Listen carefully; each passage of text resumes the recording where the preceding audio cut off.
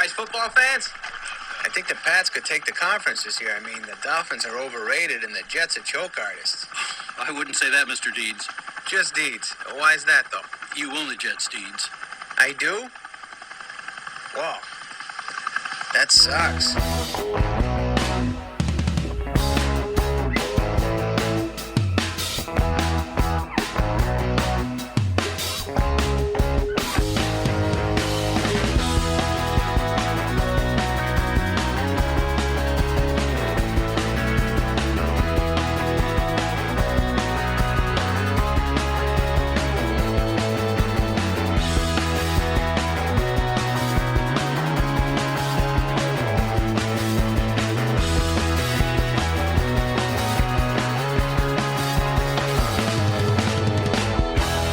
Welcome back to the Run and Shoot podcast. By my estimation, this is episode number 14. Ryan here, joined by Chuck.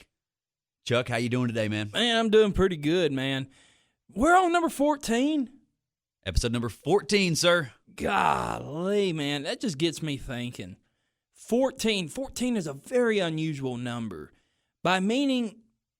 What does the number 14 mean to you? 14 means to me, what kind of athletes wore number 14? Like some of the greats. Like I know like 12, you think of Tom Brady. 13, you think of Dan Marino. 15, I don't know what I think. We'll talk about that next week. But 14, there is a lot of great players, in my estimation, that wore 14. One that comes to mind is Pete Rose. You know, he was an all-time great baseball player. Despite being an all-time, gambler as well, came back and bite him in the butt. If you don't know that story, basically Pete Rose, back in the day, about in the mid-'80s, he was betting on in some of his games. Baseball found out about him, pretty much banned him for life, which I think is a bunch of ludicrous. There's a lot worse that people have done and throughout sports. Yeah, but in baseball, of all sports too, kind of you can't bet on your own games. You know, great player, great coach, Hall of Fame. He's player, a Hall of Fame. By all means. Out of the may not ever get into the Hall of Fame though, because he did gamble on games that he was coaching. Well, just some quick stats. Out of the 23 years he's played, 17 All-Star appearances. Wow, that's a superstar right there. Another one I could think of is Oscar Robertson back in the 60s and 70s, man. One heck of a point guard. He won an MVP one year. He won a championship. Another good one, Dan Fouts. Probably one of the more underrated quarterbacks in the 70s and 80s. If you think about it, in the 70s, it was all about the Dallas Cowboys and the Steelers. So Dan Fouts really couldn't beat them. 80s kind of like turned, and, it felt like in the early 80s, it felt like their time. Speaking of great quarterbacks to wear 14, the Red Rifle, Andy Dalton, is he on your top 14? Jeez. What about Ryan Fitzpatrick? The beard. Yeah, the beard. Fitzmagic, man. He's a 14. Fitzmagic, the beard. I don't know if you remember another famous, though, Bengal, Ken Anderson. Yeah, he was part of some bad Bengals team. He was like the only bright 71 to 86, a little before our time, but 4 Pro Bowls. 4 Pro Bowls. 4 Pro Bowls, 1 MVP. Okay. So, Brad Johnson. Hey, he's got a ring. That says a lot. Had to ride a running game and a great defense, but he got a ring. Richard Todd, the New York Jets. Okay. That's another good one. There's another one out there. When you're talking about athletes, though, you talk Oscar Robertson, Ernie Banks. You've hit Ernie Banks, yeah. Some big number 14s, and this is a big episode, right, Chuck? 14 for us as well. We got all kinds of things. Yeah, we got absolutely. I think the first thing we do need to talk about, it's been on our minds all week. As you know, the Titans have currently been under this COVID attack. Over the weekend, we felt like, well, maybe it's time we can get a chance to get some football back next week. Then the weekend, I was like, Saturday, I think there was 2. Sunday, there was 1. And then I was just like, oh, crap. we could possibly be without another game, and I can't stand that. It can't be. Yeah, it was weird. And it was weird watching the other games go down, knowing the Titans should have been playing on Sunday, too. You hope that everybody's healthy is the first concern, but it just makes it all weird. Plus, it makes you think, like, has Pandora's box been opened here? And is the season eventually going to be in jeopardy? Because, I wonder now, through the first couple weeks, it was like, oh, okay, this is working out. Yeah. Nothing really going down. But the first little outbreak that we have here, and things start getting threatened, right? They postpone the Pittsburgh Titans game. They also had Cam Newton test positive. He didn't get to play last night, but they looked at testing everybody else, and you thought that game might be in jeopardy. They had a Saints player test positive, then test negative, and they said it was a false positive, and there was no disruptions there. And now they're talking, even I heard today, Adam Schefter saying that potentially after the investigation the NFL did in Nashville, they could be looking at sanctions or some kind of punishment for the Titans, including potential losses of draft picks and all kinds of other things. And I feel like the NFL may be trying to botch this thing with the first little case that we have, right? The first team that gets it. And first of all, if you think, what have we done to deserve a harsh punishment? There's been actual footage of, for example, the Raiders win over the Saints. There was a locker room footage of everybody without masks, not practicing social distancing. The brawl between the Giants and the Rams, over the weekend. Just a big mosh pit of people on top of each other. For freaking crying out loud. If we lose draft picks over this, it's ludicrous. Absolutely ludicrous. They've not said any punishment. We don't even know for sure that there will be one. But for him to say it the way that he did just a couple hours ago when I was seeing it on TV, I was like, how could they even consider it, right? Because, we're dealing with an unprecedented circumstance when it comes to even playing football this year. And for the first team that it happens to dish out punishment like that, maybe you're looking to set an example, but this is a bad time to set examples in ways like that. I understand a fine, but draft picks, you're messing with a team's future. Yeah, if you can blatantly see that maybe, Titans players, when they do an investigation, are just, blatantly ignoring protocols and things like that, it's one thing. But you don't go and set crazy examples right off the bat. I don't think, because we're going to deal with a lot worse situations than this. I hope not, but I'm sure this isn't the first outbreak we're going to have this NFL season. And I hope that we have none. I hope that the season continues. We get all the way through it.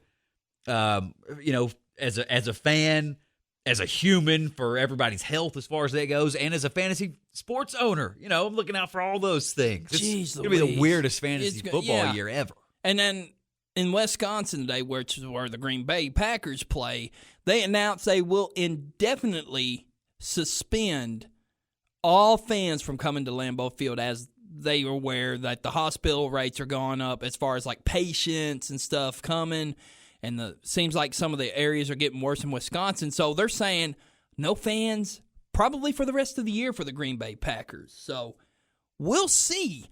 But Ryan, enough talk about COVID. All we got to know is if we make it tomorrow, if we go one more day of having no positives, then we're back in the facility getting ready for the Buffalo game this weekend. I'm excited if it happens. Yeah, me too. I'm cautiously optimistic that we're going to have a game this weekend against the Bills. Bills playing really good. It's going to be a tough game regardless of all the setbacks the Titans are dealing with, but it's going to be something that teams are going to have to deal with this year. Agreed. And we'll get more into that later. Ryan, let's go ahead and into the opening drive. Let's go right into it. Is the NBA Finals fixing to get started tonight by any chance? Is it going to get started? Is it started tonight? The game is tonight as far as Game 4. And we'll update as far as that goes. But, right now, L.A. up in that series 2-1. We saw the game the other night where Jimmy Buckets ended up, leading Miami to their first victory of the finals this year, 115-104, and he went off in that game. And after game 2, it was I think everybody pretty much assumed that it was probably going to be a sweep. Yeah, I think everybody, because they were already on LeBron's case saying, well, he's got his ring. He's going to get his 4th ring, yada, yada, yada. But, you can't count out anything. Now, I admit, before game 3, I felt like Miami was already in the coffin and the Lakers were ready to close that coffin lid. But Jimmy Bucket stuck his hand out, pulled it back open, saying, not yet. Well, they played so well in game 1. They did. It was such a tight contest. Game 2, it just looked like that LA was the more dominant team. But then Right. game 3 comes. You're missing Dragic. You're missing Bam. You just think, look, okay, Miami had a good run. But Jimmy comes out, drops 40 points, 13 assists, 11 total rebounds, throws in 2 blocks, 2 steals on that stat line. And gets it done. 40 points, and Chuck, he didn't have a single three-pointer to add to that. That's crazy stats. That shows how much dominance he had on the inside of the paint there a little bit. He went in there and he took it to LeBron, man. Took Yeah. it to that matchup. And they're going to have to throw something different at him this next game for sure. I laughed when he made a jumper over LeBron and just kind of smirked at him, because that's when you knew Jimmy Buckets was in the zone. He knew he was in the zone. He was going to make sure that LeBron knew he was in the zone. Oh, for sure. Absolutely. Well, and Anthony Davis didn't show up to the party in this one at all. You talk about him maybe being the best player on that team. A lot of people have been arguing that, right, over LeBron James. And that could be argued. But 15 points in this one, just not a great contest out there for him. Nope. The biggest stat line for me, though, he's the best rebounder on the team, you would think. 5 rebounds. LeBron James led the team with 10, but 5 rebounds for Anthony Davis. He's not scoring. He's not rebounding. What's he doing out there, and what got into him in this game? Well, it looks like he was kind of sleepwalking in this game a little bit. When you looked at him out there playing, you didn't see that aggression that he had in the first 2 games. I mean, the first 2 games, he had 40 points, had like a triple-double every game he played in the first 2 games.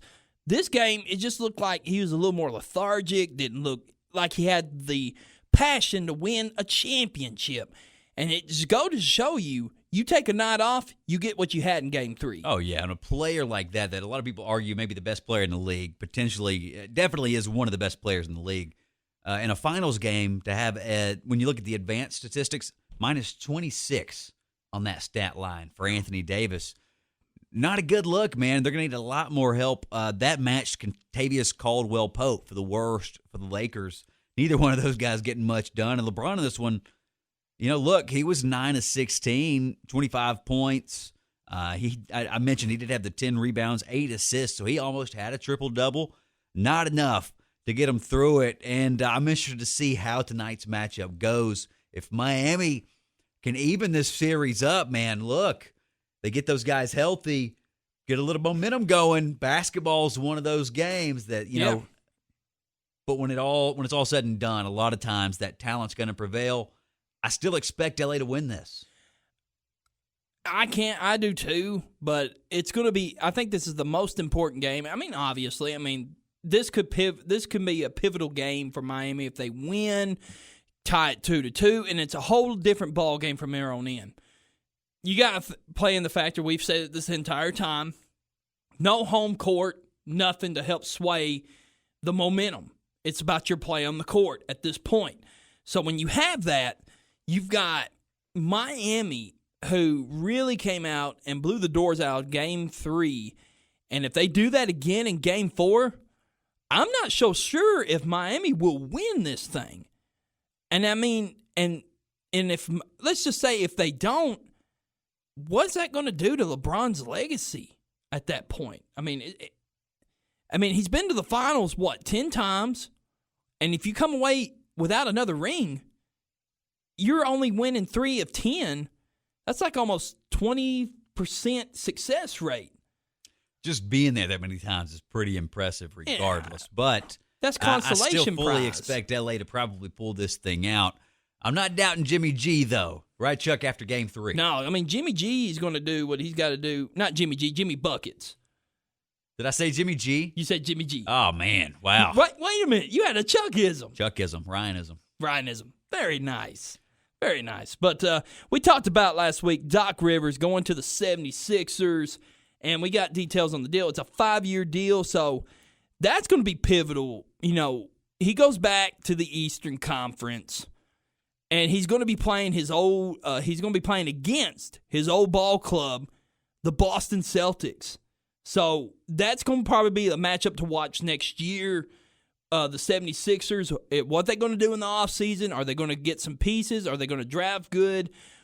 We'll see, but they've already got a good start with a good coach with Doc Rivers. So we'll see what happens there. Yeah, we'll see. I don't know what to think of that signing.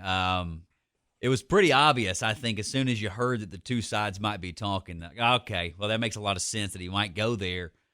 Obviously, they're not going to split those two players up, I don't think. But having Doc Rivers there, it's a name to bring in some guys to fill that roster out. And he's a proven guy, right? He knows how to win. He's been to championships. He's won championships. I mean, he was a player once in the NBA. So, I mean, he's been there and done that.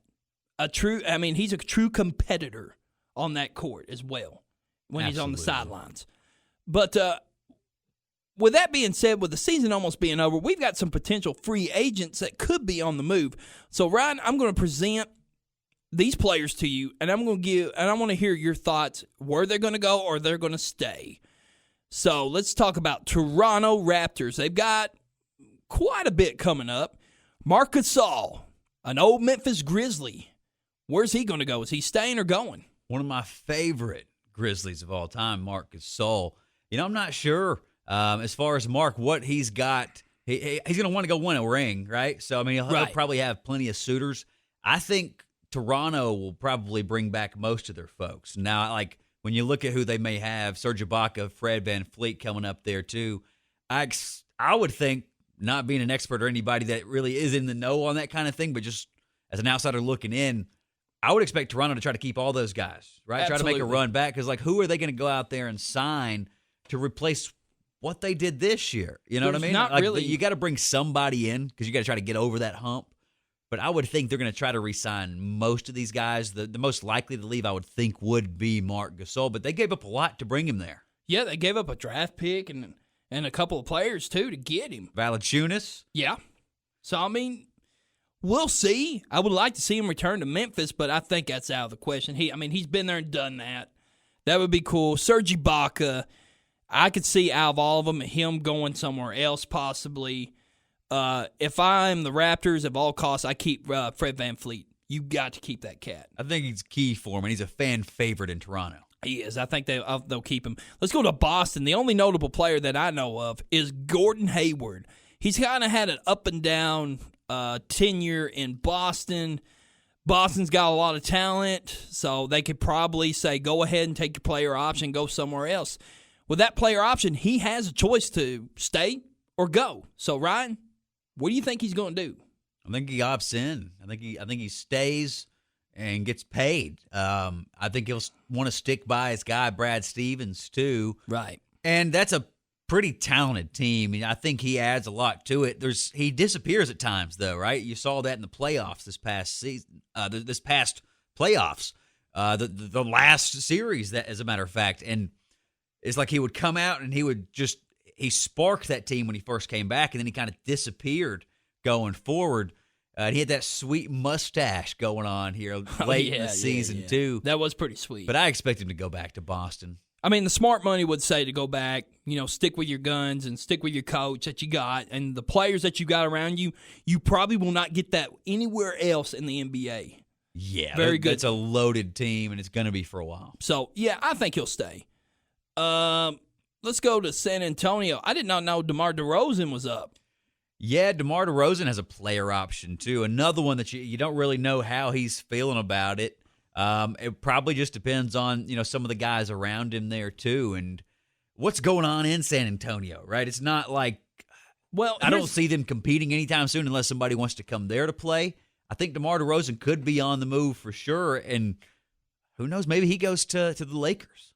That's a possibility. He could go. I mean, he could go to a contender. I mean, He was a USC guy. He's a California kid, right? So Right. I would think that he probably wants to go somewhere out there. Clips. Either I mean- one of those. What if he went to go? I don't think he would fit at all, though. Like, imagine adding him to Paul George and Kawhi Leonard. No. What's the point? They need something other than that exact position. Here's one for you: the Golden State Warriors. Hey, that could be a good one. That could be a good one. I mean, Klay Thompson and Curry are expected to be back by next year, obviously, but And I'm sure he'd prefer to go to any of those contenders. yes, and I mean, in the twilight of his career right now, I believe he's going to hunt for a team that can get him a ring at this point. I mean, he's what, a 10, 11-year vet. He's still in the prime of his career. Yeah, I mean, DeMar yeah. DeRozan got a ways ahead of him. It's a good pickup as far as that goes for anybody that were to be able to swing that. Right. Look, as a Grizzlies fan, if there was a way we could bring him into that young core that we have here, I'm all for it. With that being said, not going to happen. Right. He's going to go to a contender. I could see, you never know. He could go there and he could pair up with AD and LeBron. Could be. I mean, I could see him possibly go to New Orleans. Maybe that'd be a good fit for him down there. I mean, with a good core talent, young talent that he got. Speaking of New Orleans, this is one that's a big one too, but it's kind of restricted. Meaning, I think they've got to meet. I think it's like if the team tries to sign him, then New Orleans has a chance to sign him. That is Brandon Ingram, who had a great year. I mean, to me, he was one of the comeback player of the year, nearly won it. Ryan, do you see the New Orleans keeping Brandon Ingram? I think so. Most improved player of the year. Yeah. I think I think they'll probably reach an agreement, some kind of extension there, keep him around because that's one of the biggest pieces that they had. One of the only guys that really consistently got it done for him this year. Yeah, I agree, and he's probably the second best player on the team right now. Alongside Zion, and your smart money bet. Even if a team tries to sign him, you match it and keep him. I think he stays there. Stays there, absolutely. Let's go to baseball. We had We'll talk about the Braves. The Braves had a game today, game 1 of their playoff matchup against a division opponent, the Miami Marlins. The Miami Marlins came out a little bit early, about 4 or 5 innings early, had a lead on them. I think it was like 42, 43, and then all of a sudden, Brian, the bats of the Braves came alive. And Got just it done. 9-5. Braves over the Marlins. They filleted the Marlins. You got that right, Chuck. They got hot. The bats definitely got hot. You had Ozuna, Acuna, Darno. Swanson even get out in the action too, smashing homers. The bats they were hitting dingers all over the park, got things going, and we got enough out of Fried, who looked excellent out there on the mound. Still MVP in my eyes. I Yeah? think he's a good NL MVP right now. Because I've been seeing the tag. Are you talking about Freeman? Now, Yeah. Freddie Freeman definitely got my MVP. Yeah, vote. I thought that's I don't right. have an MVP vote, but he should get anybody out there that does. They call him MP free. MP free. I like that. I So like that. I'll take that. I like it. But yeah, Braves getting it done today, 9-5 over the Marlins. Currently, you got the Yankees down as we speak in that one, down 5-1. Yeah. So, the Yankees came out and pummeled the Rays, and I think a lot of fans expected that. So the Rays need this game to kind of like even the playing field. So if they get a good sound win, we could see an easy level game. And also the Astros got game 2 today. So it makes me wonder, how are they cheating to get this win? Yeah, what kind of method are they using this year, you think? I think they're using something with the cardboard. They've eliminated the buzzers. You would think have eliminated the trash cans, right? Yeah. You can hear a lot more in the stadiums nowadays. Probably a lot harder to do that one.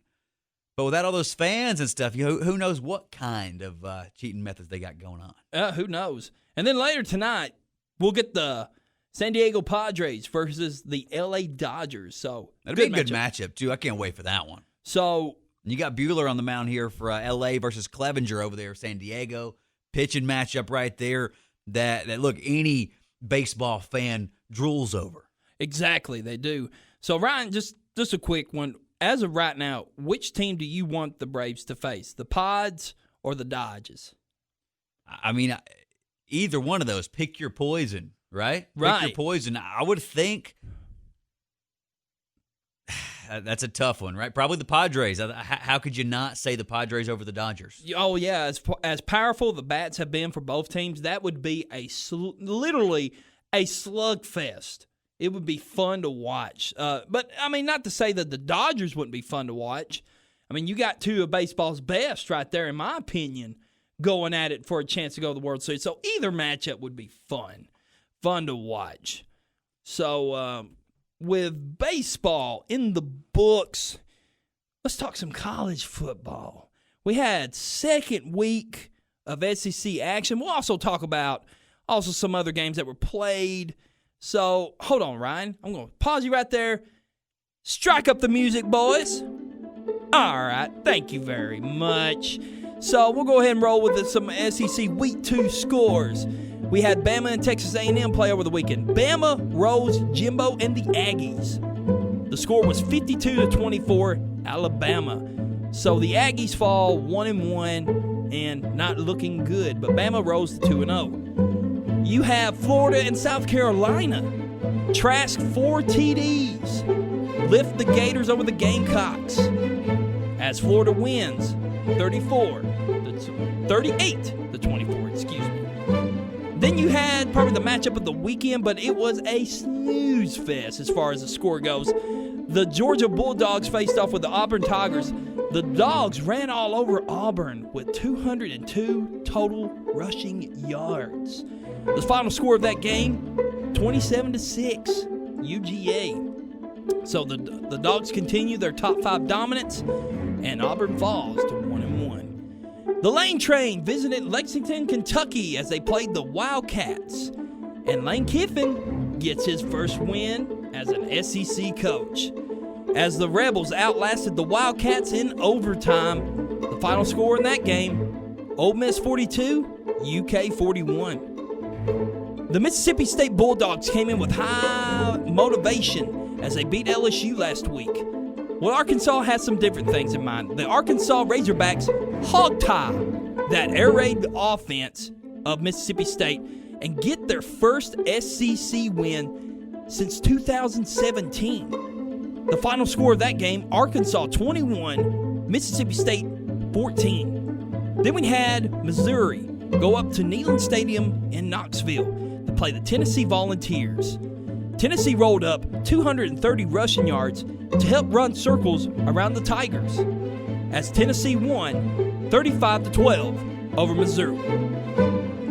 Coach O and LSU needed to look for some redemption, so they went to Nashville to go get it as they get a big bounce dub over the Vanderbilt Commodores. LSU 41, Vandy 7.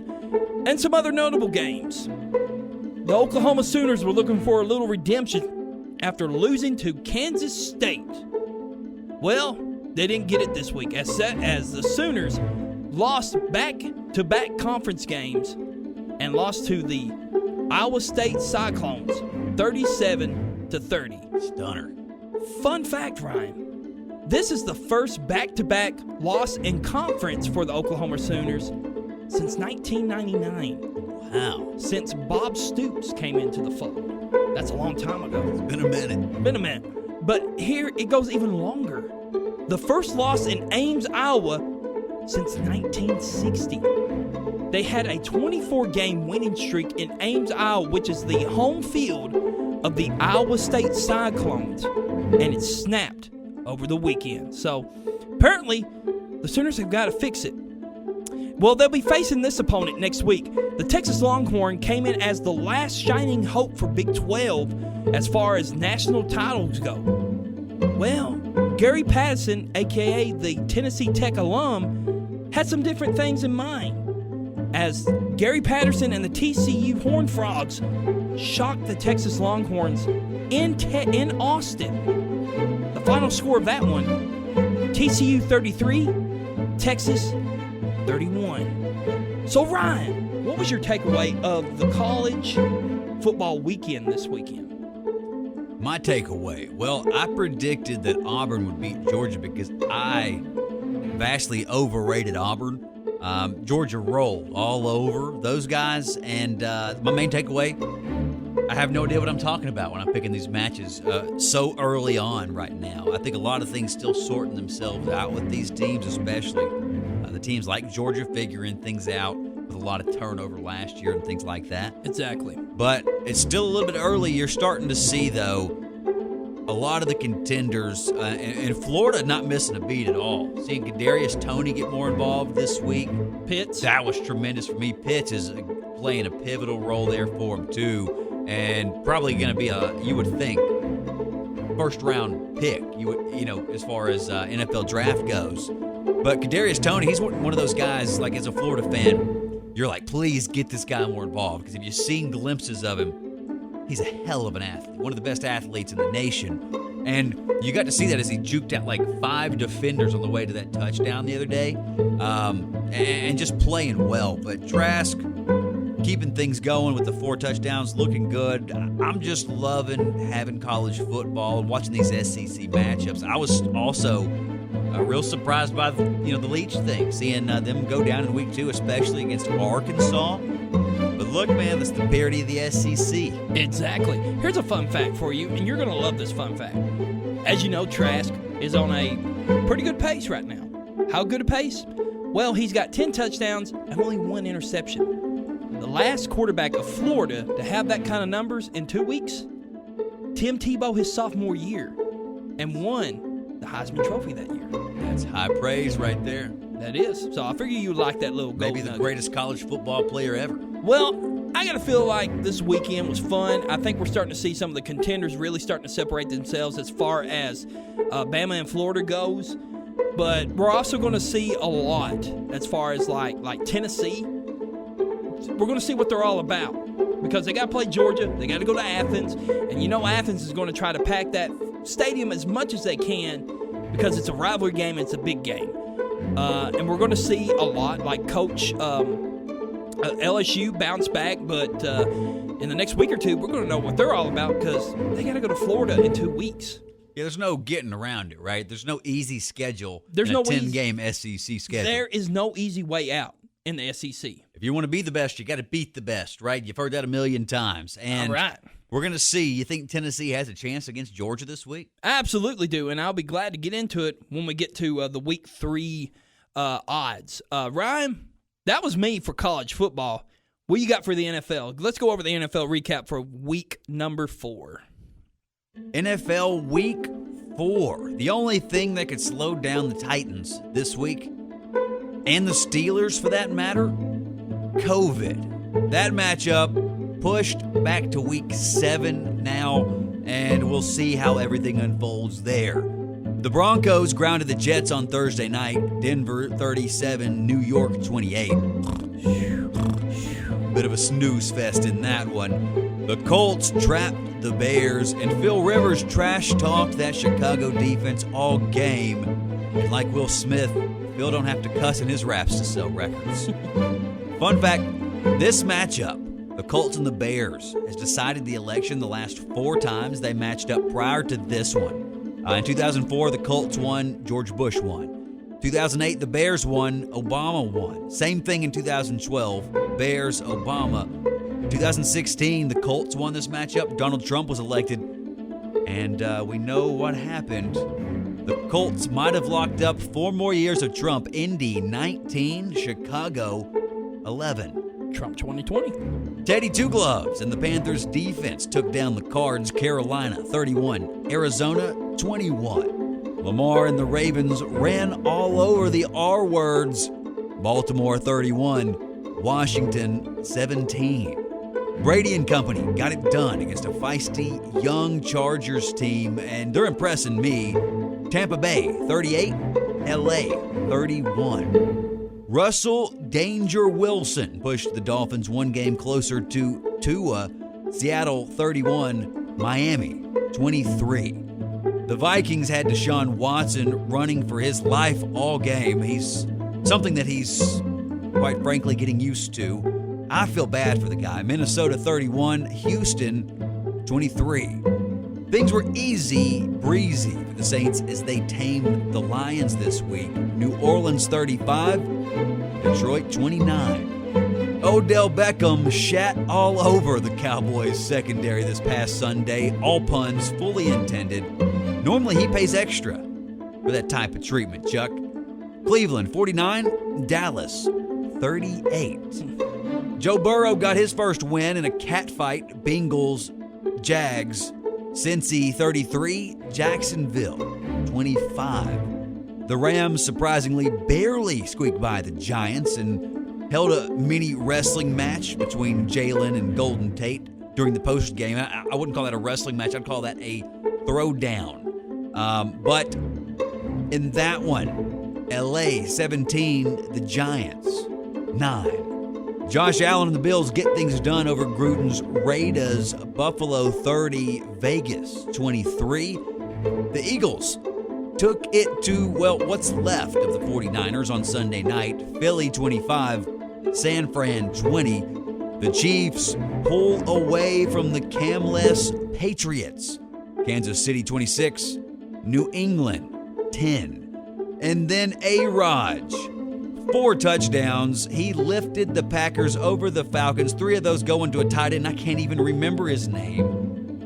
The Falcons fall to 0-4 for the first time since '99. Green Bay 30, Atlanta 16. Wow. So my takeaways for this week, I want to start with the Jalen and Golden Tate scuff. Yeah, we mentioned that, right? And then it gets a little bit deeper as we talked about earlier, right? Yeah, it does. For what I have heard on Twitter, on radio, that this was just not your ordinary post-game brawl, man. This wasn't your ordinary fight. There's a little bit of history, a little bit of beef involved. Oh, a little bit of history involved indeed.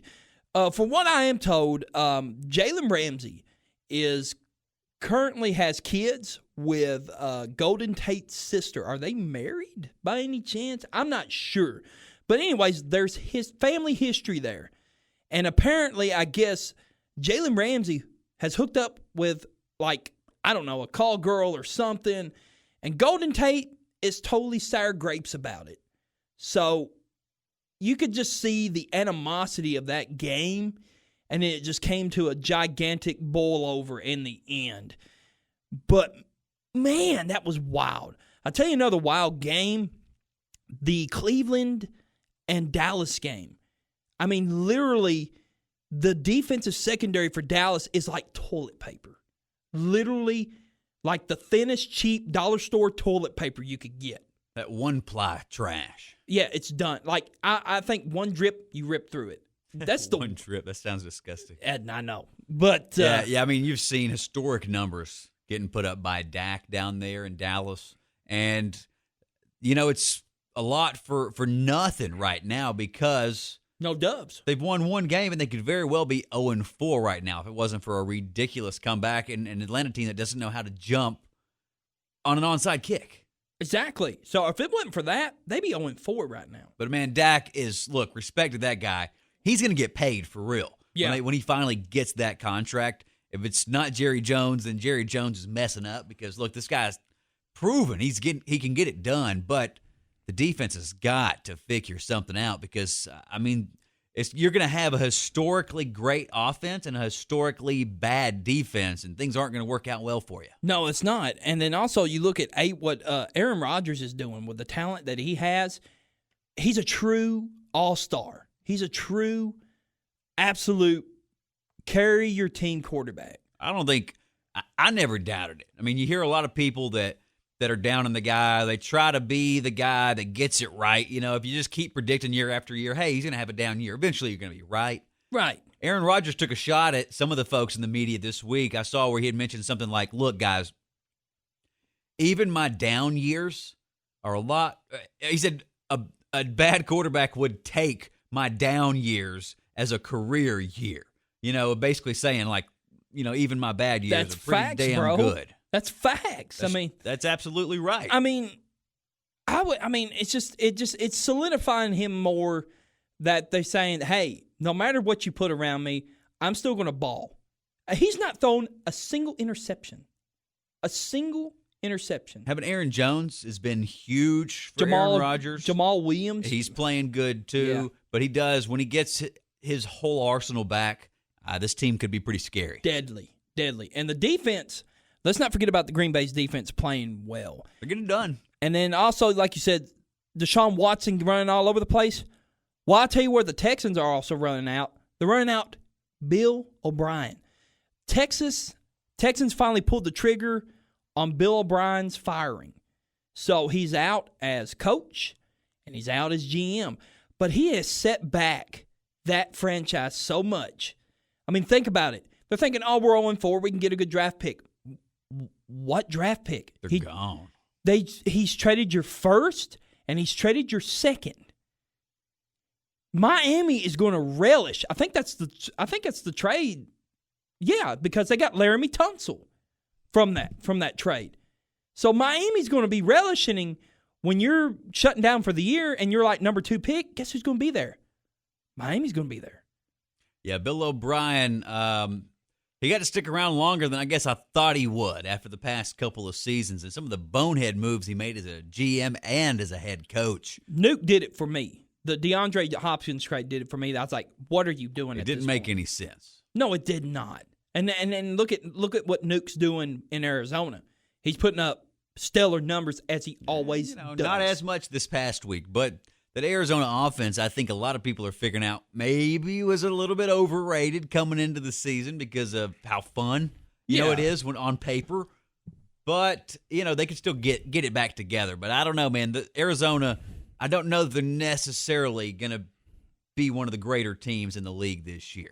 I don't think so either. I think we're starting to see the men and the boys starting to separate themselves out in the NFC West. Obviously, the Seahawks are going to be good. I think it's right now between the Rams and the Seahawks. The 49ers are too injury depleted. I think they'll still compete, but now For sure they will, but they're going to need some guys to come back, including their guy there, Jimmy G. Yeah. So, I mean, we're starting to see that separation a little bit starting to happen, and we're starting to see the real Arizona start to really show up a little bit, But also, fantasy football, Yahoo Fantasy Football fumbled their first COVID case with the Titans and Steelers game. Yeah, my thoughts on that one. You struggled, I know, in at least one league where you had a decent amount of Titans and Steelers on that team for whatever reason that you ended up having to maneuver around. And the big issue here, I think ESPN had some bit of a plan in place. They were similar to this, though, to where you couldn't take a player that was missing this week because of COVID, because of the 2 postponements. You couldn't put him on an IR spot because of COVID, because of the designation they put on him. Right. You basically just had to treat it as a early bye week, which put a lot of people in a tight spot. Oh, it was. And what happens when something like this happens to multiple teams or multiple matchups? They're going to have to figure it out from there. Why in the world would you not be able to use an IR spot, just especially this year, where a lot of leagues, including mine and yours, where we've added extra IR spots to account for this kind of thing? Well, it's just I had 8. Like you were talking about with me, I had 8 players on quote-unquote bye weeks, and I really had to do some waiver wire hunting. I had to really – and I don't think it would have mattered because the opponent I played blew me out because he had Joe Mixon and George Kittle, and they both went off, so it didn't matter. But, I mean, I did fair enough to keep up, but as far as that goes, I think they really fumbled as far as, like, trying to letting fantasy players figure out what they need to do. I think they need to create and add that on that list if a team gets postponed. You have to. I just think, look, if there's an illness or a virus in this case in the middle of a pandemic that gets involved and forces that team to have to postpone a game, that's what you should be able to use those IR spots for. Exactly. I mean, I thought I was going to have to make some tough decisions. Well, that's what a lot of people were probably, in that same boat. And it's something you shouldn't have to do in a year that you're going to need all the depth you can get on your fantasy team, too. Look, in the grand scheme of things, our fantasy team's very small importance. But for the guys that govern this thing, you got to make better decisions than that. Yeah, I think they came out and tweeted saying, well, they're not technically on the COVID list. And I was like, it doesn't matter. They're shut down for the week. Because of COVID. And, yeah, and then they said, well, we're treating it as a bye week. I was like, how does that make sense? And then when they came back and said, well, they'll be playing on their bye week that they were supposed to be on. So either way, they got to have a bye week. It don't make sense. So what if it happens again? Like, say, I hope I'm not saying this to jinx them. What if it happens again with the Titans, like, a couple weeks down the road? It's going to happen to another team. It's going to happen. That's what I'm saying. They're going to have and to they're going to have to maneuver. deal with it, and they're going to have to figure it out, and hopefully they do a better job than what they did here. Well, When it comes to fantasy football, exactly. also when it comes to just dealing with it in general, how many games can be postponed? How many bye weeks? What happens if it happens, like you mentioned, to a team twice, and they've already pushed back through a bye week? You know, it's uncharted waters as far as that goes. Some folks across the league, you heard, wanted to shut things down for about 2 weeks, postpone the season altogether and figure it out and, like, take them to bubble sites or something, try to figure some kind of solution out like that. I just don't think it's viable. No, it's not viable. I mean, it's a little bit ridiculous at this point. You had a plan in place, and I think the first time that we had a breakout, all fantasy leagues, including Yahoo, which I have hitched my wagons to, like my 20 years of my life, fumbled big time. I agree with that one. So let's stick with fantasy for a little bit. It's time for our studs and duds of week 4. Ryan, I'll give you the honors. I'll let you be flexing with those studs over there. Start with the good news, huh? Let's do it. The good news when it comes to fantasy studs, and a guy I recently acquired in a trade within the past couple of weeks, Odell Beckham. I've got him in a couple of leagues. He went off this week. In that one particular league, I actually have him and Landry last second. Flip-flopped him. I didn't want to start them both this week, even though I could have and probably should have. But Odell Beckham, 2 rushes, 73 yards and a touchdown on the ground, which you heard that right, rushing, because he did have the one late that was just awesome. But he looked just tremendous and fast all game. 5 receptions, 81 yards, 2 touchdowns, one of those that came from Landry. That play, beautiful. And he said after the game, Odell said that it reminded him of their days back in college, just throwing the ball around as far as that goes. When he said he saw Landry step back, and a lefty too, man. What a bomb he threw. It zipped it, man. Threw a laser to him, and gadget plays, man. That just makes it fun, especially when you see that stuff work. It is. It was fun. And like you said, he added the late big rushing touchdown and the big yards just to put a little cream on top of it. I mean, he just went to show folks, look, this is why they paid the price they did for me. Odell Beckham's a hell of a talent, one of the best receivers in the league. Yeah. A little bit, hard to handle in the locker room sometimes. A little bit drama queenish, but his talent speaks for itself. And maybe we're going to see this Browns team continue to make strides. Number 2 on my list, George Kittle. He was a man amongst boys in that matchup. 15 receptions, 185 yards, and a touchdown. And it looked like he did more damage than that. God, I mean, as you know, he's a big wrestling fan. So, I mean, he had a Ultimate Warrior-like moment this week, just tearing up the Eagles' defense. Shoving man. people out of his way. And he was, who was throwing the ball? Nick Mullins? Nick Mullins, man. He was finding him and finding him early. 15 receptions. That's a huge number alone. Turned it into 185 and a touchdown. George Kittle went off for fantasy owners that started him coming back off of injury last week. Number 3 on my list, Joe Mixon. And he had a week as well. 25 carries. Got to carry the load there for Cincinnati. 151 yards on the ground, 2 touchdowns. Also added 6 receptions, caught every ball thrown his way, 30 yards, and a touchdown. What a PPR day. I mean, he went off. Helped out a lot of fantasy owners and helped out a rookie quarterback get his first NFL win. Yeah. Winning's fun. Winning's fun. That's what he said. He got back on social media to say, hey, I like that. It's so fun. Number 4 on my list, fantasy studs. Dalvin Cook, 27 carries, 130 yards, and 2 touchdowns as Minnesota got their first win of the season. Yeah, they did. And I think Dalvin Cook has been consistently, out of all the running backs right now, a stud. He's definitely tearing it up. Yeah, absolutely. And number 5, Amari Cooper. In a losing effort down there in Dallas, the offense, not the problem. Now, there's been some turnover issues, but Amari Cooper shined in this one. 12 receptions, 134 yards, and a touchdown. Talk about PPR. Pretty good stat line right there for Amari Cooper. Pretty awesome stat line. And just to add on, like, if you had basically any offensive player of Dallas, you did pretty good. I mean, look at Dak, 502 yards. And, Zeke had his moments on the ground, running 100 yards almost. And then Cooper, 134 yards. CeeDee Lamb, 2 scores, right. Man. I mean, if you had any of those players, you had a great weekend. I mean, it's not about wins and losses on the scoreboard necessarily. It's about that stat, and they had it big. Especially when you're talking about fantasy football. Absolutely. And sticking with that, what about the duds of the week, Chuck? Who do you have on that list? All right, I got my turds of the week. Here we go. Number 1. I had these in my list, these 3 players, but since they're on the same team, I'm just going to combine them. I called this the Falcons 3. These 3 guys are usually put up great numbers. Matt Ryan, Julio Jones, Calvin Ridley. These 3 guys are usually fantasy all-stars. Well, Matt Ryan had barely 300 yards passing, 0 scores, and a pick. And then you had Julio Jones, who is known to be a monster. 4 catches, 32 yards. And here's a devastating stat that people had on Calvin Ridley. And a lot of people have been counting on this guy here lately, especially when Julio Jones has been out. Big goose egg across the board, not even 1 catch. Yeah, Jair Alexander on the other side matched up with him all night. Shut him down. Yeah, he put the fantasy owners to sleep as far as Calvin Ridley owners. So what a dud, what a turd right there.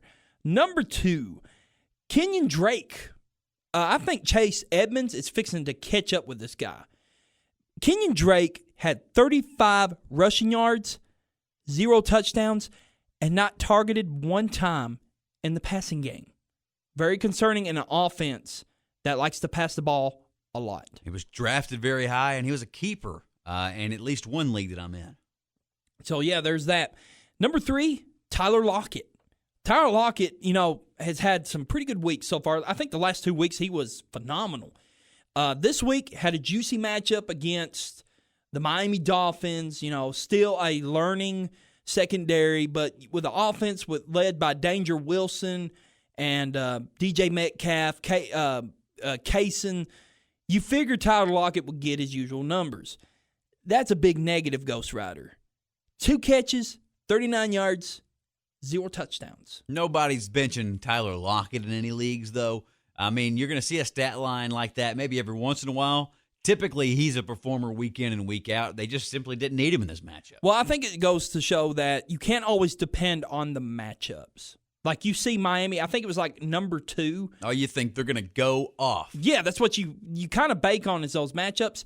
Goes to show you can't always do that. So, number 4, Zach Ertz. Man, if you had Zach Ertz, you were hurting. You got anybody on that offense, probably hurting. Yeah, you're probably hurting. So, Ertz had 4 catches. All right, 9 yards. 4 catches, 9 yards. What do you say? Well, maybe he got a score. 0 touchdowns. But he did get a 2-point conversion. But what's 2 points to a touchdown? That happens when you're the best target on the field and you play tight end. And you're the best target on the field by a long shot. By a long shot. So we're going to keep with the tight ends. Travis Kelce, known to be a machine on that Kansas City offense. But I think it was because of the matchup with the New England Patriots. But anyways, he had 3 catches, 70 yards, no touchdown. But I think the matchup was there because I think, as you know, Bill Belichick plans accordingly to any weapon of the NFL. And you got to look at it from a standpoint. Maybe that, but as a star caliber player that you are at tight end, like Travis Kelce, probably the best tight end in the game, along with Kittle, you got to put up numbers. You expect him. You got 70 yards, so you got at least, 7 points? Probably at least 10 in PPR. That's not much.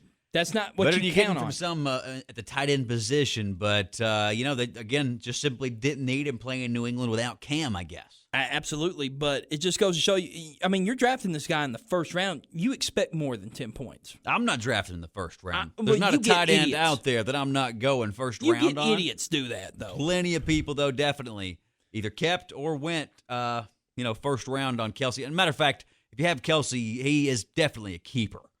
Yeah, he's definitely a keeper for sure, but If I'm an owner, I'm expecting more than 10 points out of this cat. For sure. But Any you know what? matchup. It don't matter. He's matchup proof to me.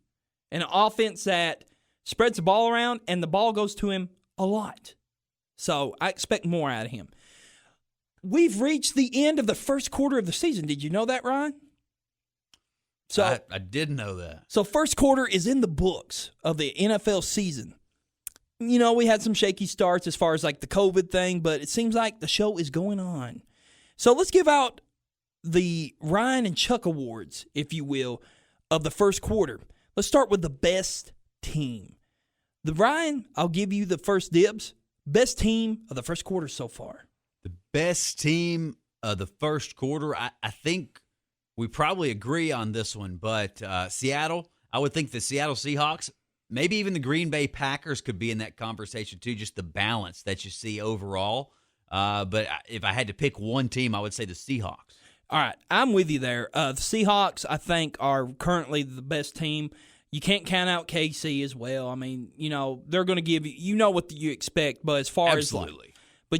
as far as like your domination players like Russell, also Kaysen, Lockett, DJ Metcalf, hell, even Greg Olson's come in and played You're well. going to get Jamal Adams back on that defense, and that defense is going to be looking good too. Also, you saw he missed this past week. I don't know if you saw on Twitter, though, he posted a video, or a picture, of him standing with his hands behind his back with his helmet on as he's watching the game on TV. So he said even when he's off, he's still watching the game and in the zone. And the funny part about it, he actually posted the picture, then deleted it, and then posted another picture. And something that a lot of viewers caught on to, there was a joint in an ashtray on his table. You could clearly see in the first picture. Are you serious? Swear to God. And somebody must have mentioned it to him, because then he deleted it, put the same picture up, almost identical, but the ashtray was empty. But, you know, looked like he's rolling with them cones out there. You're going to have Goodell saying, PP in a cup for me, please. I don't think that's off limits now, right? When it comes to the testing wait a minute. policy. I don't think it is. I don't think it is. I'm sure there's discouraged from smoking pot and having that out there and stuff, but I'd have to look into that rule again. I think they're relaxing the rules on that, and they need to. They do. But I forgot about the Bills, but we'll probably talk more about them here in a minute. Let's go with the worst team. Ryan, who's your worst team? Take your pick. Any of the New York teams other than the Bills. All right, that's a good one. I agree. I'm going to stick with one New York team. That's the Jets, because I had a tie between the Jets and the Giants. But after watching the Thursday night snooze fest with the Broncos so totally depleted. They're on their third quarterback. I mean, for crying out loud, you figured with at least one starting caliber quarterback in Sam Darnold, a halfway decent defense, they were pathetic. It's Horrible. almost got to be almost Bortles time out there too in Denver. Yeah, I you figured. would think. Yeah. And those guys also looking pretty bad this year, right? Right, but it's not their fault. It's just injuries has just played a really bad luck on them right now. For sure. But, I mean, when you look at the NFL draft, you expect those guys to be drafted really high up there, too, so they could definitely be on this list. But the Jets, man. They're a fiasco right now. It's a shit show. Yeah, welcome to the shit show, boys.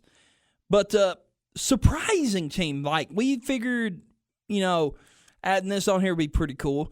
Ryan, who's your surprise team?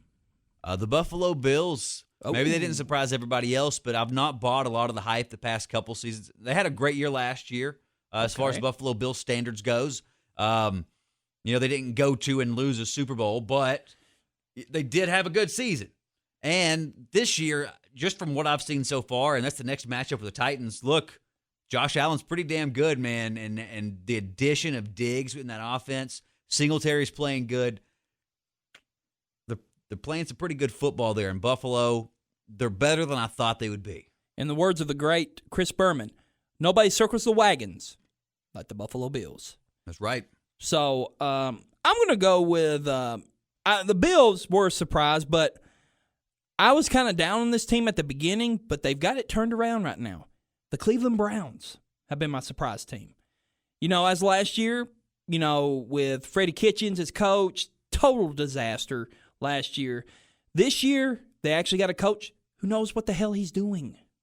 And it shows. You look at the Dallas game, this team looked like it was not a depressed team. It was not like a team forced together. This was a ball club that was having fun, just balling out there, just having fun. Yeah, they looked really good this week, and they've shown some bright spots. Definitely a better team and under better management. You can tell, and they only had one way to go from Freddie Kitchens. But yeah, I'm not as surprised. I thought they would be good, but I'll be surprised if Cleveland takes a step back from here. I expect those guys to keep getting better and better. Yeah, I mean, and then also they did lose Chubb to IR, but they said he's soon to be back in a couple of weeks. But they got Kareem Hunt, and that dude can ball.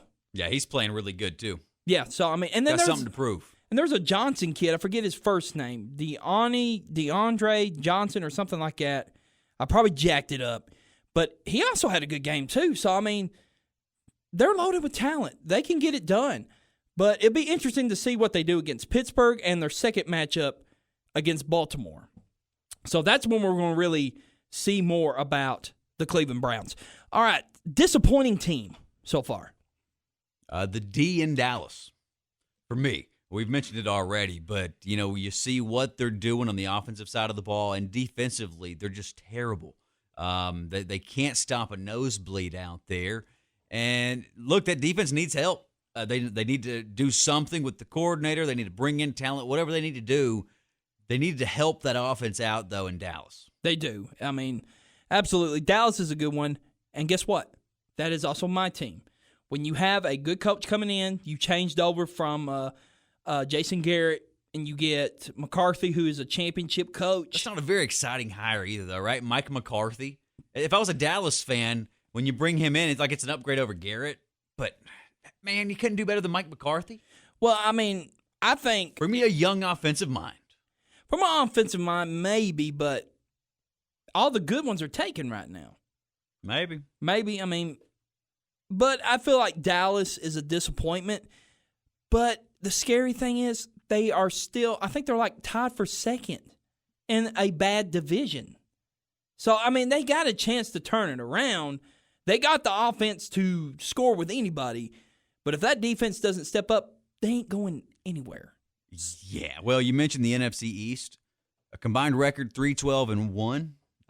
Things not looking so hot there. So a team has to come out of there and make the playoffs. You would imagine it's got to be the Cowboys, right? Somebody's got to win it. Somebody's got to win it. Somebody's got to win it. All right. We did say best team. Let's go with the MVP. Who is the MVP of the first quarter so far? So my surprising team was the Buffalo Bills, and this is the quarterback of that team. I'd say Josh Allen. Josh Allen, what he's doing for Buffalo has been tremendous so far. I mean, you look at just some of the numbers there, and Josh Allen, 105 of 148, 13-26, right? So that's respectable. But 12 touchdowns, only one pick. And he's getting done. He's got 83 yards on the ground to add to that. So he's not like he's running all over anybody, but he's shown that he's got the athleticism to do it when he needs to. Right. He's playing good football. I got to hand it to the guy. Absolutely. I agree with you. That's a good pick. Mine's Aaron Rodgers, man. The reason, I like your pick, Josh Allen, but I feel like he's got great talent around him as far as Stephon Diggs is a great lead on that.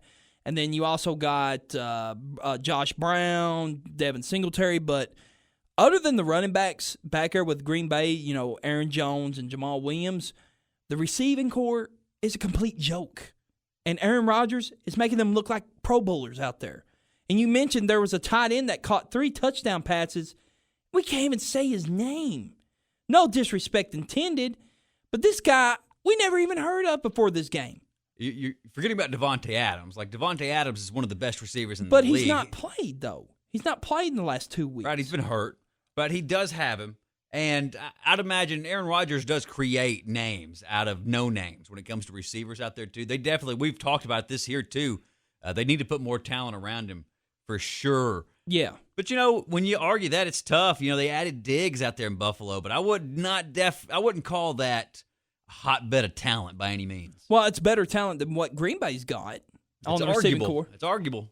I mean, Beasley, Brown, A and little more proven talent there. I'd Yeah. say that with Beasley. yeah, I mean, it's just you look at that depth. Buffalo's got that in spades over Green Bay. But Diggs, you add him into the mix, that offense has been lighting it up. Okay, but I think Aaron Rodgers right now is the MVP as far the team's 4-0 and clicking all cylinders. I think it's when you have a running game like that, it makes it easier on your life a little bit. Yeah, no argument for me, man. I mean, Aaron Rodgers looking good, too. 13 touchdowns, no picks, over 1,200 yards through the air, so looking good. So we got the MVP. Now we got the disappointing player, the dud player of the first quarter. Which player has disappointed you so far? I would say Julio Jones. Okay. I mean, I'm not an Atlanta fan. I don't have him on any fantasy teams.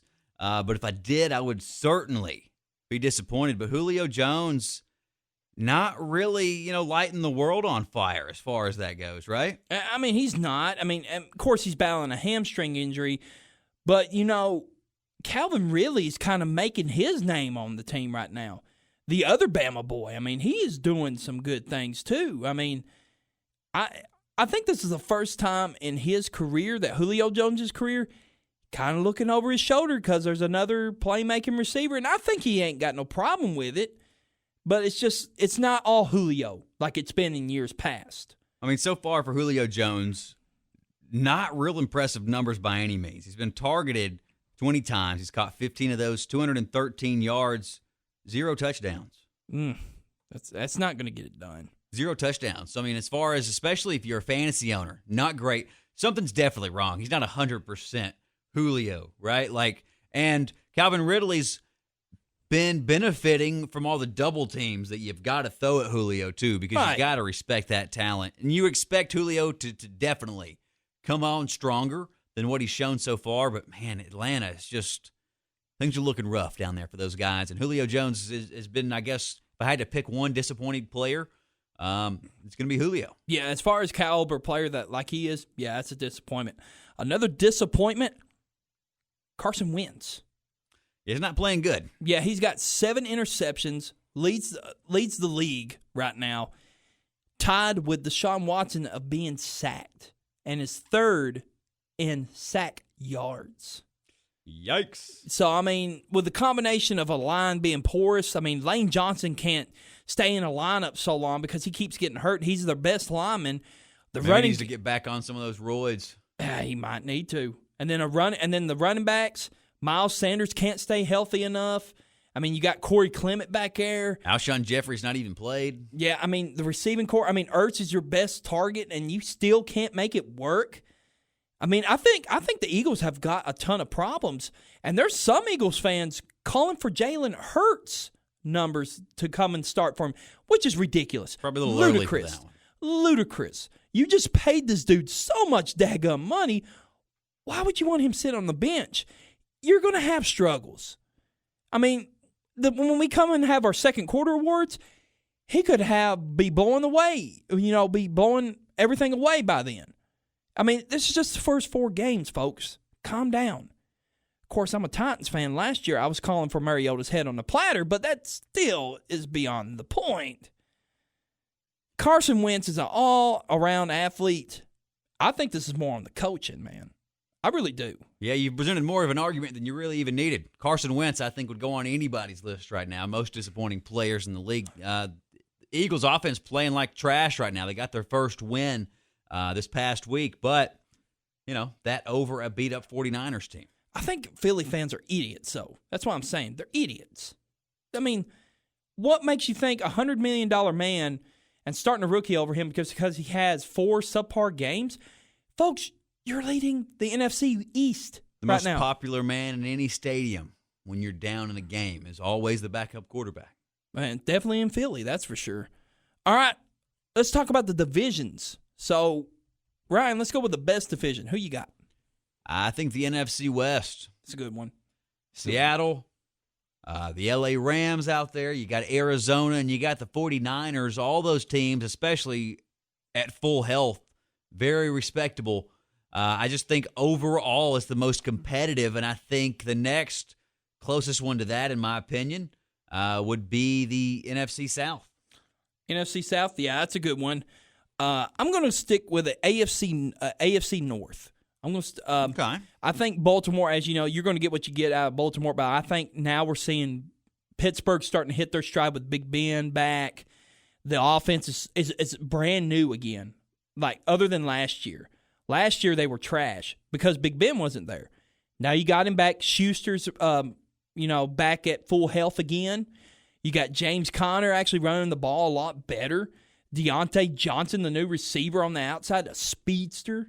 So, I mean, and also the defense seems like they're catching a little bit of a swag a little bit. We'll see how long until Big Ben's in a walking boot. Yeah, that's true. It all depends on Big Ben, what happens to him. Another team, and I mentioned them as my surprise team, Cleveland Browns. They're starting to hit their stride a little bit on the offensive side of the ball. Now, if they can, on their second matchup against Baltimore, we're going to see a lot about this team. We're going to see if they truly had a fluke week one and can actually compete in this division. We'll see. And hell, the Cincinnati Bengals have been at least a little bit entertaining so far with Joe Burrow. Number 1 overall pick. Yeah. They got Higgins, who's actually getting some work. Their draft pick there out of Clemson. Boyd. I thought was one of my favorite receivers in the draft. And they get to pair him with Burrow. You're not going to see a ton out of them this year. They got the win this week. I don't expect many of those as far as this season. But they're competing. They're having, for sure. And it's you a look at competing least team. 3 out of those 4 teams, you expect those quarterbacks to be there probably for a while, holding things down in that division. The one question mark, how long is Big Ben going to play? And then who are they eventually going to bring in there to add to compete with those guys? But when you look at this season, AFC North, definitely a competitive division. Yeah, it's a fun to compete division there.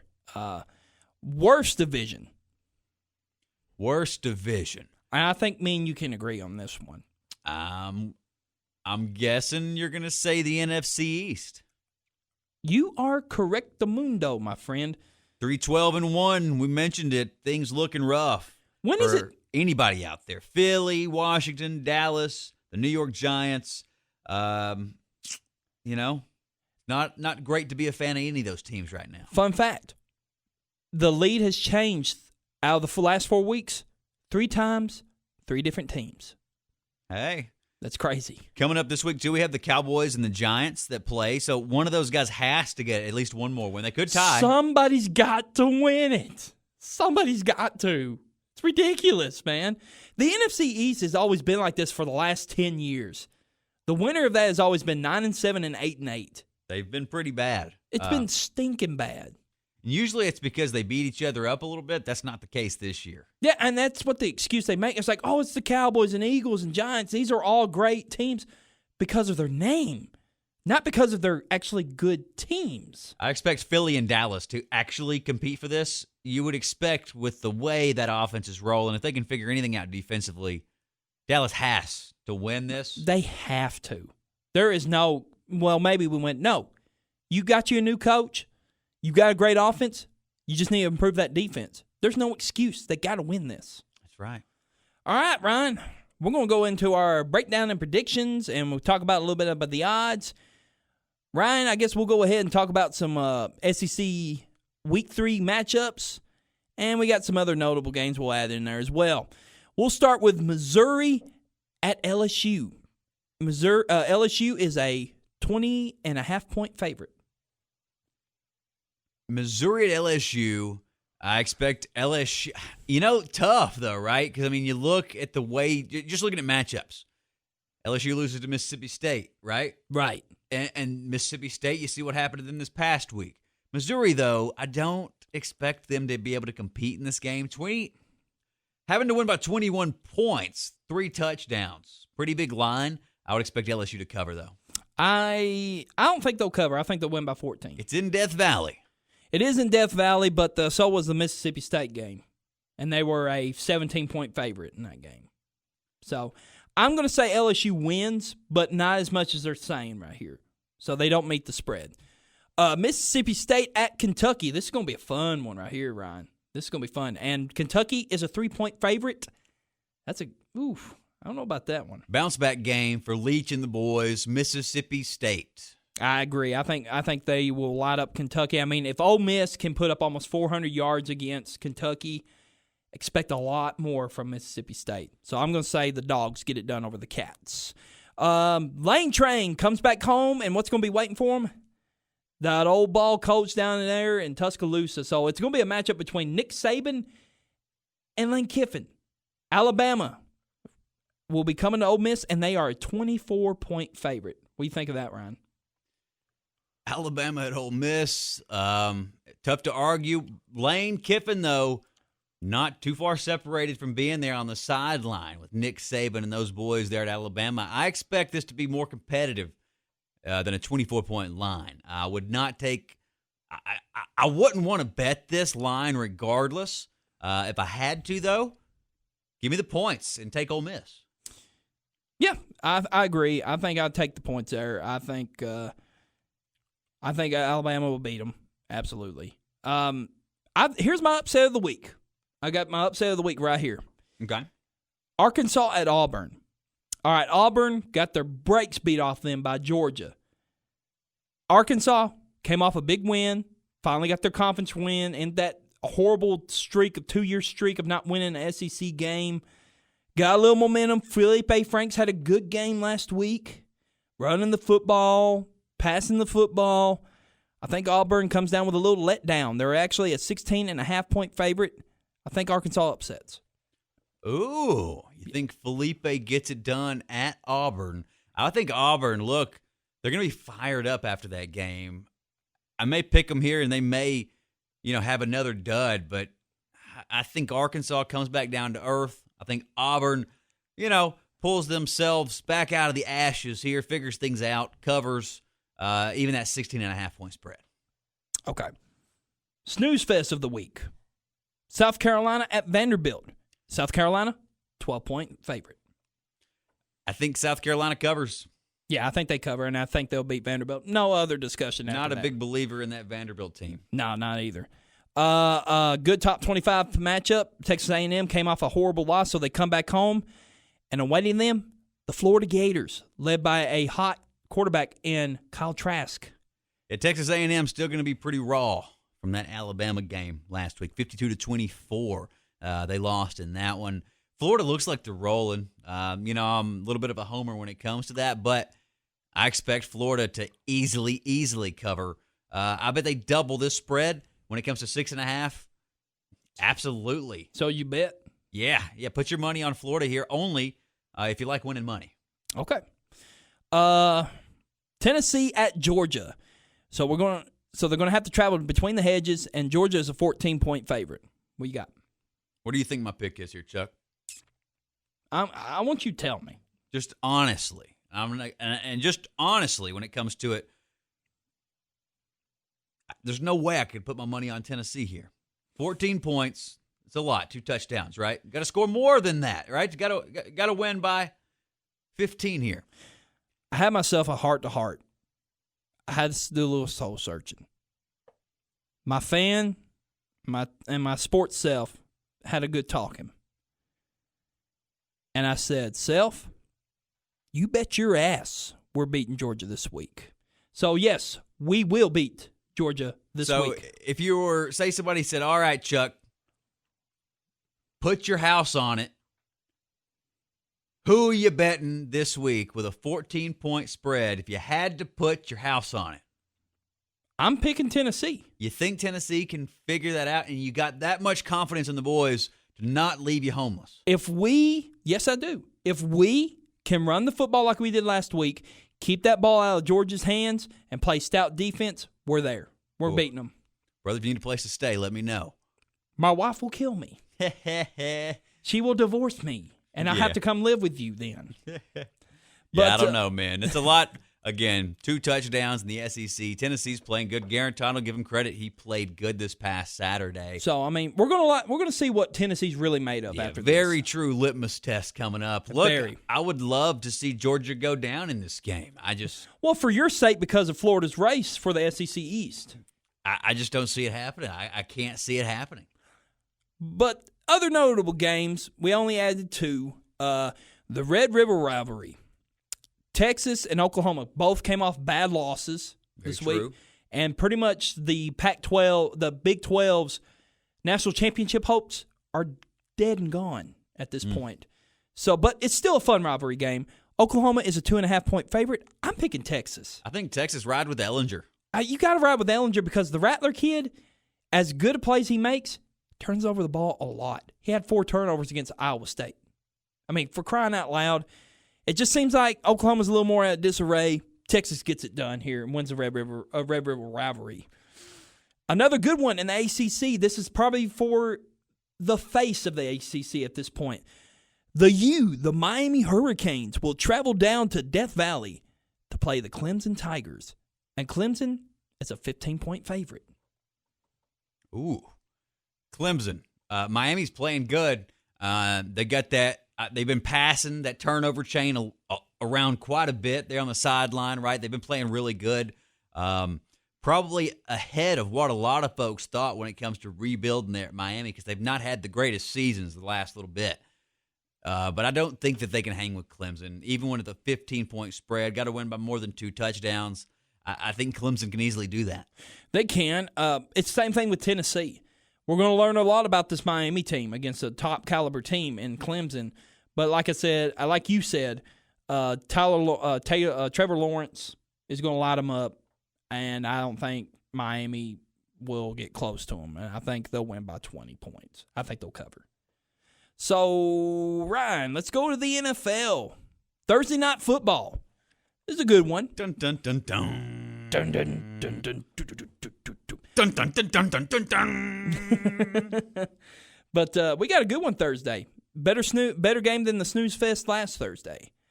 The Tampa Bay Buccaneers, who are on fire. Tampa Bay. Tom Brady looked like his old self last week. Lighting it up. Plays the Chicago Bears, so he's going to face a stiffer defense. Is this in Soldier Field? This is at Soldier Field. Don't know if fans are going to be there. So in Chicago, 5.5 points is the spread here, according to this. 44. So it's Tom Brady against Nick Foles. Rematch. Yes. I think Tom Brady can easily cover that spread. The over-under is 44, and I think it's safe to go over that. I don't think it meets the spread. I think they win by 2 or 3 points. The defense on Chicago alone will keep them in it, but I just don't see Foles pulling another hat trick on Tom Brady again. I don't know, man. I think Tom Brady's going to expose a lot of things in that Chicago secondary this week. Well, one thing's for sure, the Tampa Bay Bucks have got stuff figured out right now. They sure do. They lost O.J. Howard. Got to figure it out there. Going to have to expect more out of Gronk. We'll see how they do that. Old man Gronk's going to have to come out of the shed and really put some numbers up, man. He's going to have to. You got that right. So here we go. The Carolina Panthers, who have been winning here recently, they got a good win over Arizona, face off against a faltering the Atlanta Falcons. Until they win a game, I'm calling them Falcons from now on. They're actually a 4.5-point favorite with a 55 over and under. The Falcons are the favorite here? Yes. Okay. And I guess that's because they think Atlanta eventually going to win one of these. I'm not so sure, though. Take Carolina. If they're giving you points, if they're giving you 4.5 points, take Carolina 100%. Go ahead and bet that over of 55, even though it seems kind of high. I think it will be a shootout. Both defenses are kind of shallow in the defensive backfield a little bit. Expect a good game from Teddy Two Gloves. I see Matt Ryan and Ridley bouncing back and having a great game this week. I think Carolina gets it done. I think they continue that win streak. Matt Rule and company get it done. The Las Vegas Raiders go to Kansas City and play the world defending champions, Kansas City Chiefs, and they are a 12.5-point favorite, 56 over and under. Hammer the over, take the Chiefs, even with 12.5 points. I think they can get it done against Las Vegas. Absolutely. I was going to say something, but I don't think it doesn't matter. Carr's not going to get it done enough. The only hope they have if they can run the football with Jacobs to keep it away from Mahomes. But that defense is good enough to stop that run. I think the Chiefs go over that spread. I think they win by 17, 18 points. Are we on Marcus watch yet? Not yet. I think he's still on IR. Is he? Is he hurt? Yeah, I think he hurt his pec or something. That'd be fine. But I think it was 3 or 4 weeks ago, which I think in the limit like an IR for like 4 or 5 weeks before they come back with the new COVID thing. I'm not sure. But anyways, if it is, aloha, my friends. Come to take over that backfield. But we'll see. The LA Rams will be traveling to visit the WFT, which is the Washington football team. And they are 9-point favorites, 45.5, the over and under. Lost a lot of confidence in the Rams this past week in their performance in that game. I would expect them to handily beat the Washington football team, though. I hate it for Rivera. I wish the best for Ron Rivera and all that, but this football team's not going to win too many games. I expect them to lose this one. I expect them to lose it by more than 9 points, so I would bet the Rams, and I would also bet the over. True. I say the Rams roll on and continue to win and keep pace with the Seattle Seahawks. So I'm with you there. Here's a good one. Jacksonville Jaguars will go to visit the Bill O'Brien-less Houston Texans. I thought you said this was a good one. This is a good one. Ugh. So, when it comes to quality of football, obviously not. Obviously not. I just like saying it's a good one because I like seeing both of these teams wallow in their self-pity a little bit. But Houston is actually the favorite, 6-point favorite, 54 over and under, which is kind of high. Well, they just fired Bill O'Brien. They're fired up. They got to be pissed off for greatness. They got to go out here. They're going to win it. They're going to win it by double digits. Put your money on the Texans. 54 points. You never want to bet the under. I would be cautious about betting the over here, though. You know who the head coach is right now? Romeo Cornell. Known to be a ground and pound defensive guy. I say Jacksonville wins. Okay. Jacksonville wins it. I think the misery continues for. Believe in Gardner? I do. Okay. I do. Minshew mania. Well, Gardner Minshew, he's had a couple of bad games, but I think he gets back on track because his defense is trash. This week, betting the house on Garantano, and betting it right here on Gardner Minshew. Now, I didn't say I would bet the house, man, because if Garantano loses the house for me, what am I going to sell next? My car? I don't know. I also don't know why every time that I've messed up a name tonight, I've reverted to Jimmy Garoppolo. You got a love affair for the guy or something? I don't. Not that I knew of. But let's continue on. We've got the Arizona Cardinals traveling to see the hapless New York Jets. 6.5 point favorite, 45.5 over and under. 47.5, I think, is what I see there.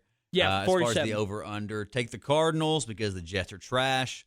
6.5 points, not enough as far as a spread in this one. 47.5. I think the Cards end up coming out here and having an offensive explosion. That's not saying much because, again, that Jets defense, not good. Not good by any stretch of the imagination. Go ahead and bet the over, 47.5. I think both of these teams can get that done. Mainly, though, that's going to be driven by the Cards. I totally agree. Nothing else to see here.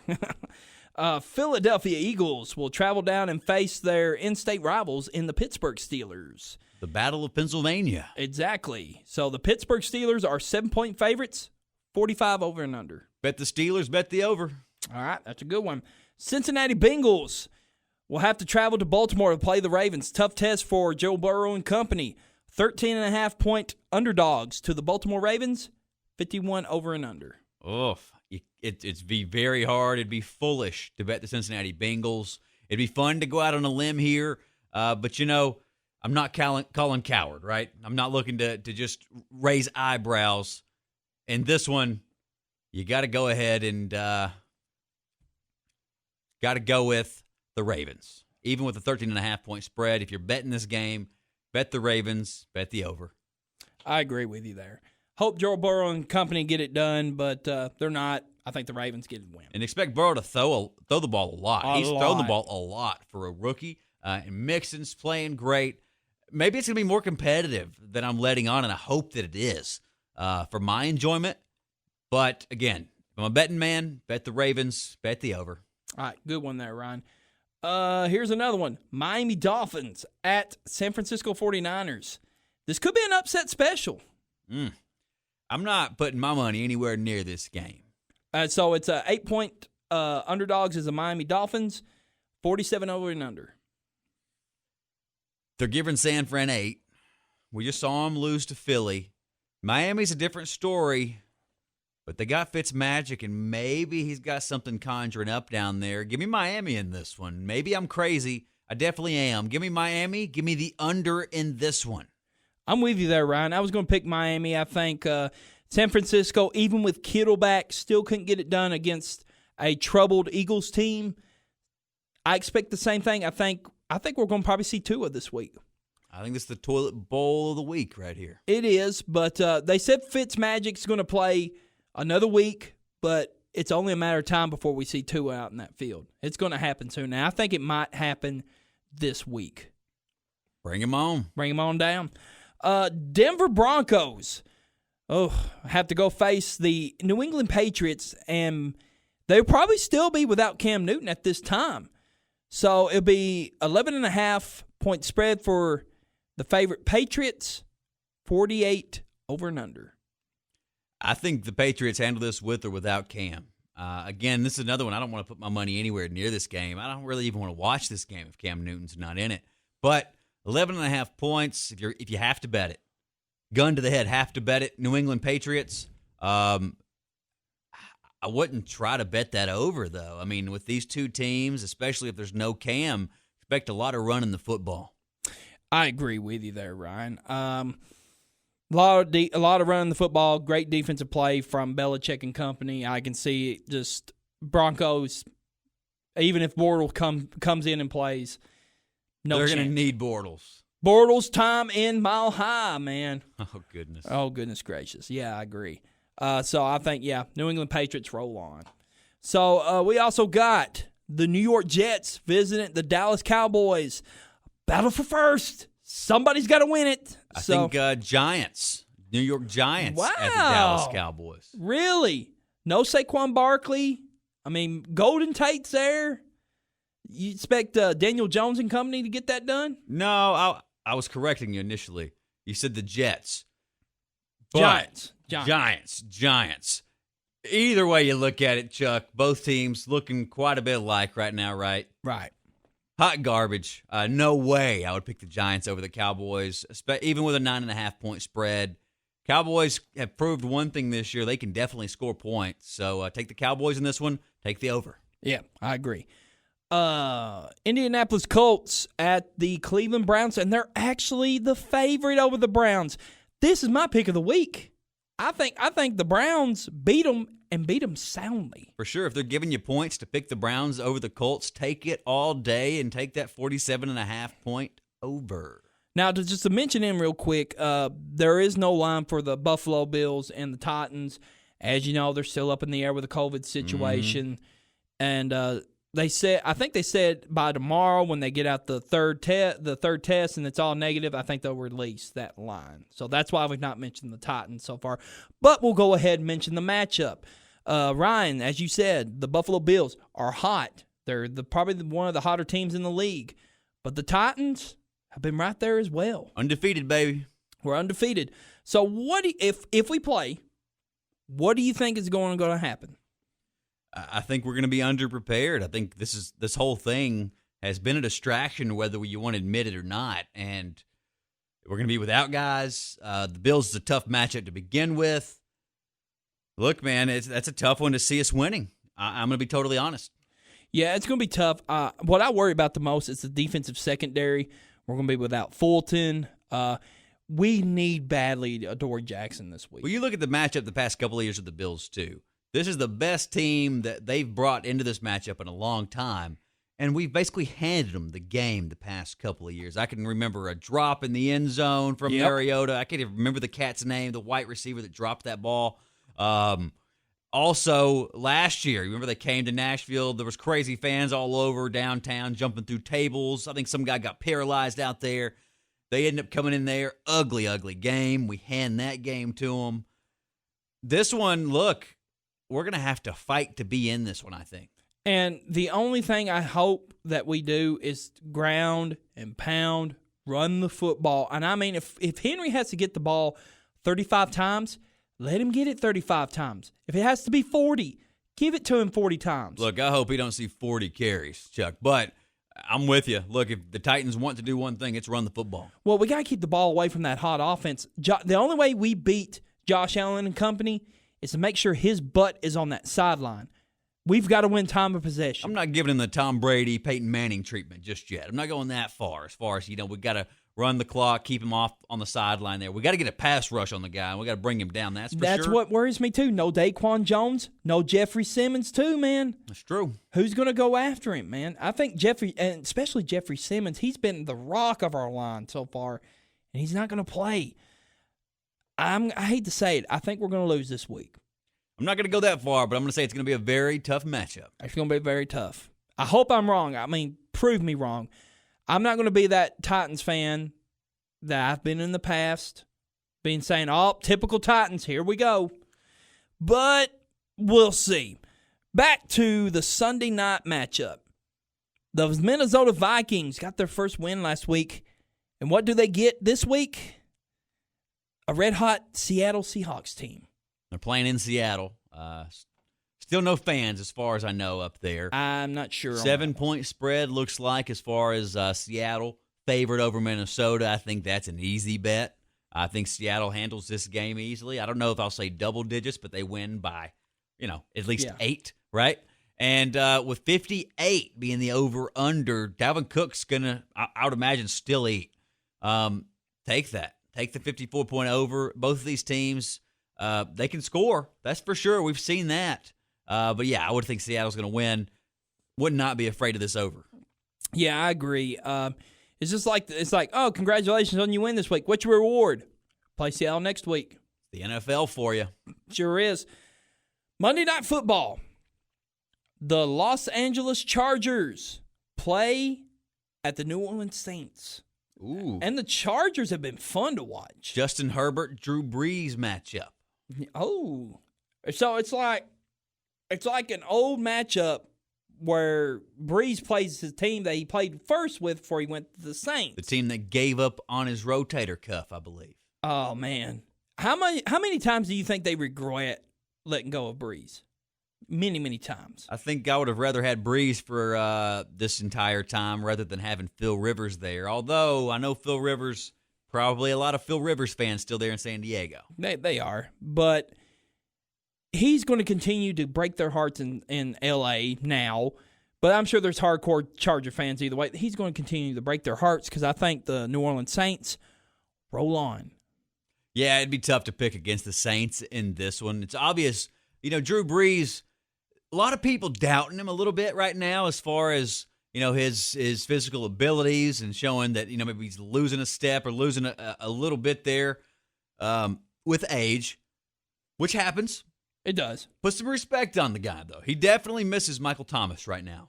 He does. And he's really leaning on Alvin Kamara as a crutch and an offense. He is balling out. And Latavius Murray had a good game. So, they got a decent running game to carry it.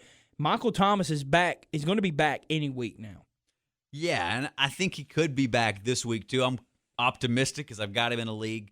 But, I think the Saints, obviously, if you're betting money on this game, put it on the Saints, put it on the over. Both these teams, again, showing they can score points. Right.